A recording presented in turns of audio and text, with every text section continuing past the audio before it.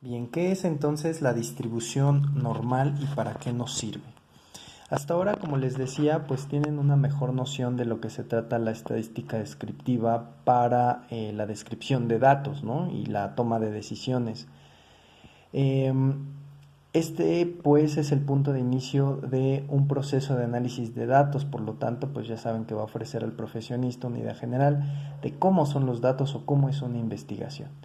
Entonces, bueno, ya saben que también la estadística descriptiva nos puede mostrar una forma de distribución de valores numéricos, nos puede medir la tendencia central de esa distribución, nos puede medir la dispersión o la variabilidad en términos de porcentaje en la misma, es decir, con el coeficiente de variación. Y con esto podemos tener o tomar una decisión para la resolución de cualquier tipo de problema, obviamente que venga precedido de una investigación y sustentada en un método científico y matemático. Bueno, la distribución normal es frecuentemente utilizada en aplicaciones de todo tipo y se llama normal porque se presenta normalmente en muchos fenómenos que tienden a aparecerse en su comportamiento esta distribución. Yo les mencionaba en el video anterior que hay casos menos excepcionales y casos más excepcionales. Eso lo encontramos en la mayoría de los datos o de todas las magnitudes o mediciones físicas que nosotros podemos observar en nuestro alrededor. Podemos nosotros ver que hay casos mucho menos excepcionales o mucho más excepcionales. Entonces, bueno, todos se llama distribución normal porque es muy normal que suelan presentarse en nuestro alrededor. Entonces, bueno, de acuerdo a esta gráfica, por ejemplo, que yo tengo aquí,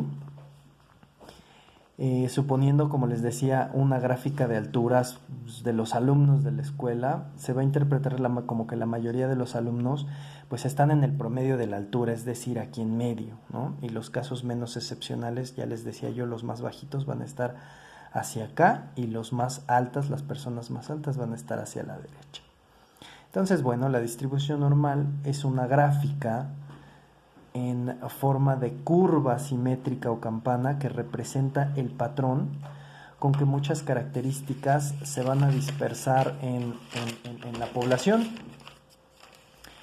¿Sale? Entonces, cuando un rasgo o característica se distribuye normalmente, la mayoría de los casos caen en el centro de la distribución, es decir, aquí en el medio, en el promedio o media aritmética. Y bueno, pues esto va a ser muy relativo a cada población, es decir, depende en qué población estemos analizando para que se trate de esto.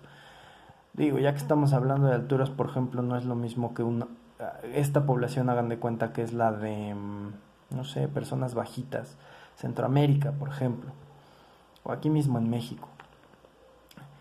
Si una persona de Europa del Norte, tal vez que son personas más altas, llega a esta distribución, pues obviamente se va a encontrar en esta zona.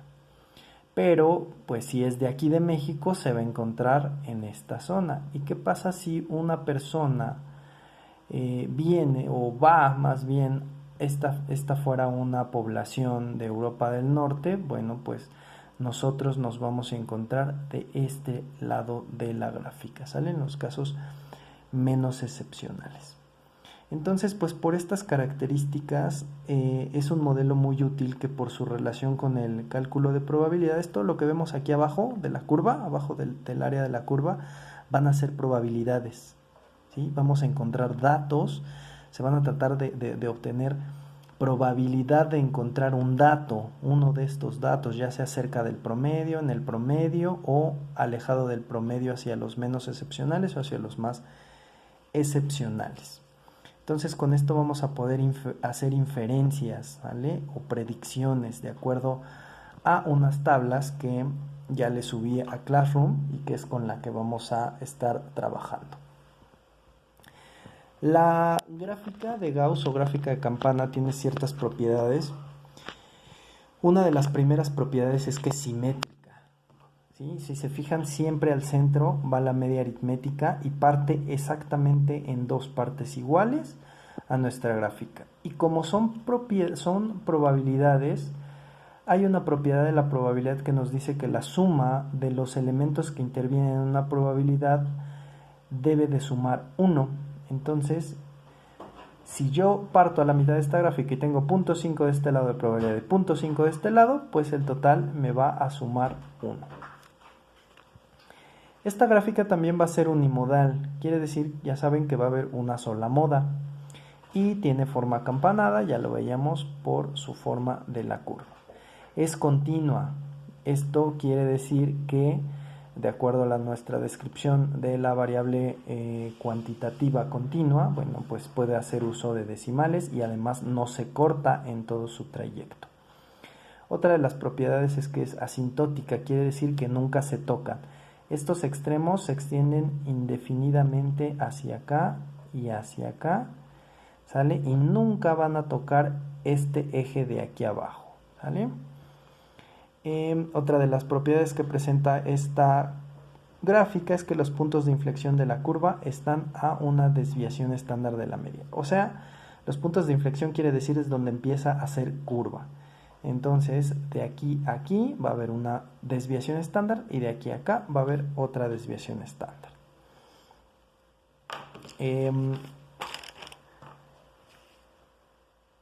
Entonces ya decía yo que el área bajo la curva son probabilidades, todo es equivalente a 1 y bueno, la fórmula con la que vamos a obtener esto es muy sencilla, es una división que nos dice z es igual a x menos m entre delta. Esto quiere decir z, porque ustedes al momento de que se transforma de un histograma en el que el eje de abajo es eje x, en la conversión hacia distribución normal o gráfica de Gauss, este eje de aquí ya no va a ser x, ahora va a ser el eje z. ¿Por qué? Porque ahora va a estar en términos de probabilidades, ya no van a ser datos físicos, ya no van a ser magnitudes físicas.